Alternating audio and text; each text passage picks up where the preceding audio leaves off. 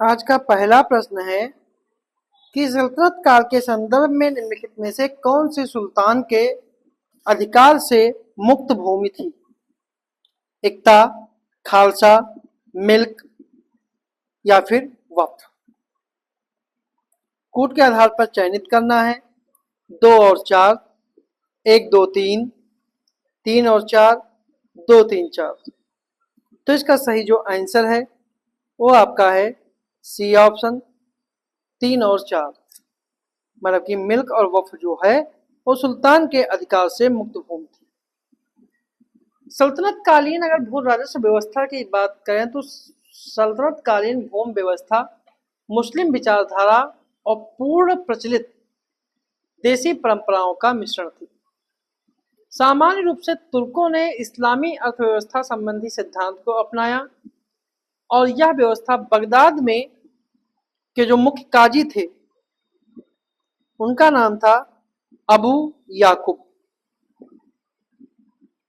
अबू याकूब की पुस्तक जो है वो है किताब उल खिराज। किताब उल खिराज इस पुस्तक पर लिपिबद्ध है। सल्तनत काल में भूमि जो थी वो 5 भागों में विभक्त थी। इक्ता, खालसा, मिल्क, वक्फ और इनाम। सल्तनत काल में सुल्तान के अधिकार से मुक्त भूमि को मोरलैंड ने अनुदान कहा और यह अनुदान मिल्क, वक्फ और इनाम यानी पेंशन होता था। तो इसका सही जो आंसर है वो सी ऑप्शन। अगर इसके अलावा बात करें तो खालसा भूमि वह होती थी जिसकी आय सुल्तान स्वयं अपने के लिए सुरक्षित रखता था और खालसा को ही महरूसा भी कहते थे। और प्रारंभिक सुल्तानों के समय भटिंडा और ग्वालियर खालसा भूमि थी। अलाउद्दीन खिलजी के समय खालसा भूमि का सर्वाधिक विस्तार हुआ, किंतु फिरोज शाह तुगलक ने उसकी नीति को उलट दिया और उसके समय खालसा भूमि जो थी वो कम हो गई थी। अगला प्रश्न है, निम्नलिखित कथनों पर विचार करें कि निम्नलिखित सल्तनत काल में खराज एक प्रकार का भूमि कर था जो केवल मुसलमानों की भूमि पर लगाया जाता था और सल्तनत काल में खम्स कर युद्ध के लूट के माल पर लगाया जाता था। तो इनमें कौन सा कथन जो है सही है? 1 और 2 दोनों, ना तो 1 ना ही 2, केवल 2 या फिर केवल 1। तो जो इसका सही जो आंसर है वो आपका है सी ऑप्शन, केवल 2। तो दूसरा कथन जो है वो सही है, ठीक है, और पहला कथन जो है वो गलत है। खराज जो था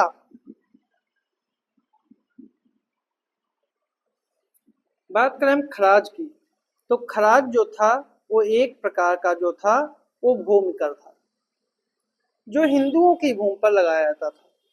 फिरोज तुगलक ने फुतूहात फिरोज शाही में इसका जो कर है वो 1/5 जो है वो निर्धारित किया था।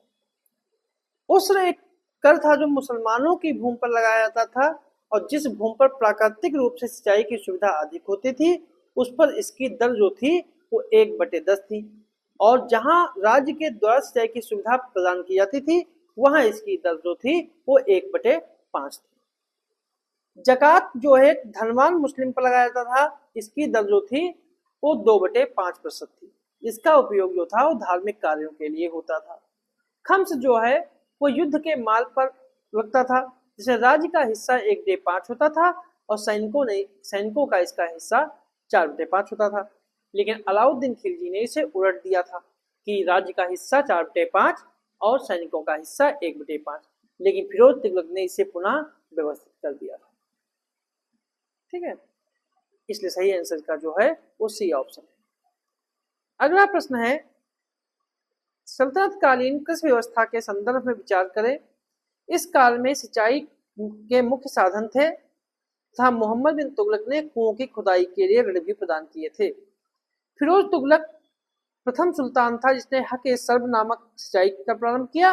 और तीसरा है, इस काल में नहरों द्वारा सिंचाई का कोई प्रमाण नहीं मिलता है।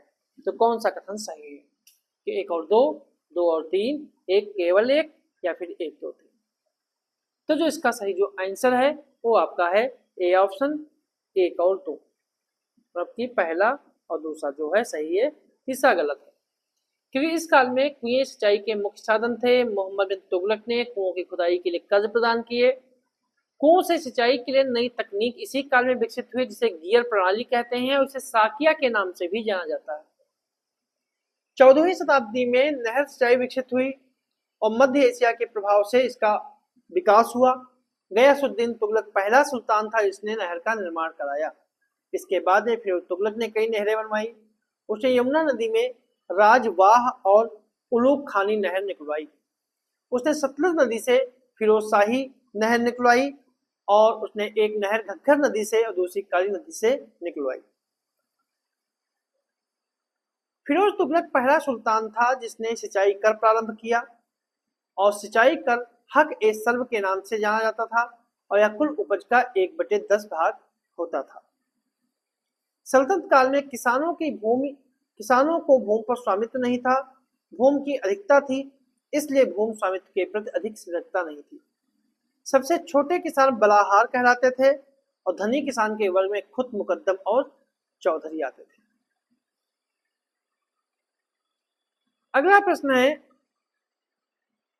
सल्तनत काल के संदर्भ में निम्नलिखित युगों विचार कीजिए। स्थापत्य और संबंधित शासक कि लाल महल दिल्ली, इल्तुतमिश, जमात खाना मस्जिद, बलबन, हजार सितून, अलाउद्दीन खिलजी, अतार किन का दरवाजा, फिरोज शाह तुगलक। तो कौन सा जो है कितने युगों सही सुमेलित है? 3, 1, 4, 2। तो जिसका सही जो आंसर है वो आपका है, जो इसका सही जो आंसर है वो है आपका बी ऑप्शन, मतलब 1। क्योंकि बलबन का मकबरा, सॉरी, लाल महल जो है वो इल्तुतमिश ने नहीं बलबन ने बनवाया था। ठीक है। जमात खाना मस्जिद जो है वो बलबन ने नहीं अलाउद्दीन खिलजी ने बनवाई थी। हजार सितून दरवाजा जो है, यह स्तंभ जो है वो अलाउद्दीन खिलजी ने बनाया था, यही सही है। और अतार किन का दरवाजा जो है वो इल्तुतमिश ने बनवाया था। ठीक है, इसे सही आंसर जो है वो बी ऑप्शन है, केवल एक सही। अगला प्रश्न है, सूची सुमेलित करना है, सूची 1, सूची 2 कि शाहनामा के अबू सईद, मजखन अफगानी, तहकीक हिंद और जैनुल अकबर, तो इन पुस्तकों के लेखक कौन है? तो शाहनामा के जो लेखक हैं वो फिरदौसी हैं, मजखन अफगानी की निजामतुल्लाह हैं, तहकीक हिंद के अलबरूनी हैं और जैनुल अकबर के अबू सईद है। तो इसका सही जो आंसर है वो आपका है ए ऑप्शन। अगर अन्य किताबों की बात करें तो किताबुल रहला इब्न बतूता ने लिखी, तारीख यामिनी कुतबी ने लिखी, तारीख सल्तनीन ए अफगान अहमद यादगार ने लिखी, मुनसत ए महरू आइन उल मुल्क मुल्तानी ने लिखी, बद अल बयान पुस्तक काजी सहाबुद्दीन दौलताबादी ने लिखी, तारीख सिंध जो पुस्तक है वो मीर मोहम्मद मासूम ने लिखी थी। ठीक है। और खजान उल फतूह, तुगलकनामा, नूर सिपेहर, तारीख अलाई, इसके लेखक जो हैं वो अमीर खुसरो। अगला प्रश्न है, सल्तनत कालीन मुद्रा व्यवस्था के संदर्भ में विचार करें कि इल्तुतमिश ने पहली बार मानकीकरण सिक्के का मानकीकरण प्रारंभ किया और सोने चांदी के मिश्रण से बने सिक्के को बिलन कहते थे। तो कौन सा कथन सही है? केवल एक, ना तो एक ना ही दो, केवल दो, या फिर दोनों। तो जो इसका सही जो आंसर है वो आपका है ए ऑप्शन, केवल पहला कथन जो है वो सही है, दूसरा कथन जो है वो गलत है।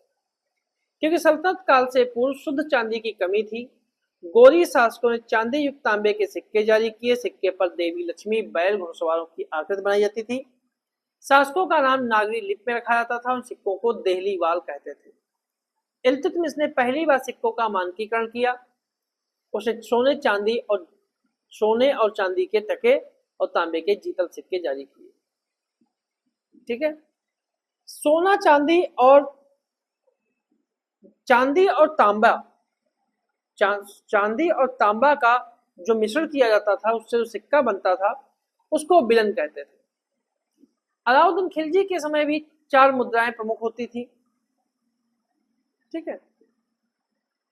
और बिलन सिक्के जो थे वो 15वीं शताब्दी तक जारी रहे। सही आंसर जो है वो ए ऑप्शन। अगला प्रश्न है, तो ये थे हमारे आज के कुछ प्रश्न।